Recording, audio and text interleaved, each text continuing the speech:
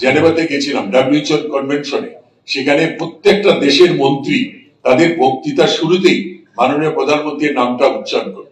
তারা বলে যে Sheikh Hasina is the role model of the health sector. 15ই আগস্টে শাহাদাত বরণকারী সকল শহীদদের প্রতি গভীর শ্রদ্ধায় স্মরণ করছি মহান মুক্তিযুদ্ধে জীবন উৎসর্গকারী 30 লক্ষ শহীদের, যাদের আত্মত্যাগের মাধ্যমে অর্জিত হয়েছে আমাদের স্বাধীনতা।